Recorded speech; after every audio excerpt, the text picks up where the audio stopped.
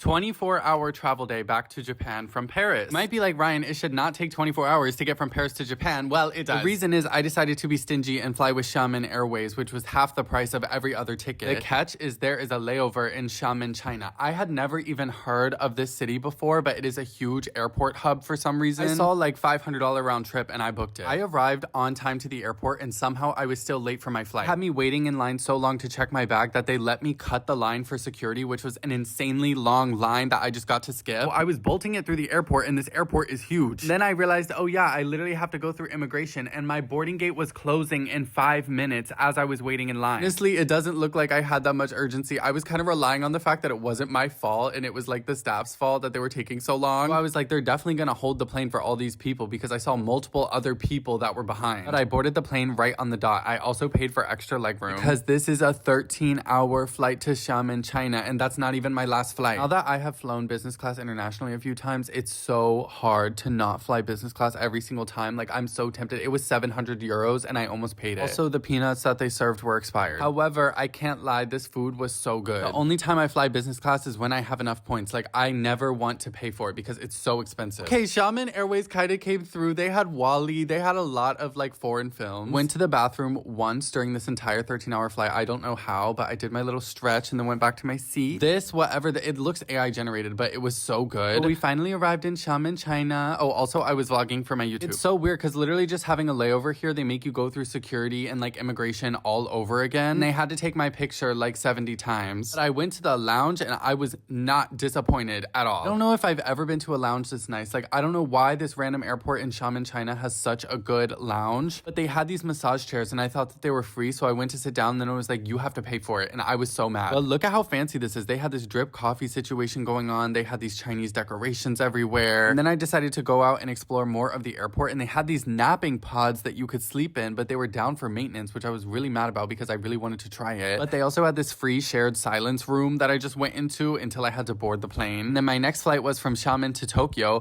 This meal, oh my God, this was so freaking good. It's like a 5-hour flight, by the way, but this fried rice, oh my God, like I think I'm gonna think about that fried rice like every day because it was so good. Finally landed, but we landed in Narita, and if you guys know me, you know that I hate this airport so much. Like, it's so far away from the city. But at the same time, I feel really lucky because I get to skip the line for immigration every time because I have a residence card. I also saw them training this beagle to be one of the airport dogs, and that was like the cutest thing ever. It made me feel so much better. But I finally got my bags and I arrived in Tokyo. Then I had to get on this fuck ass train for like an hour and a half, and at this point I was dead inside. After a full 24 hours, I made it.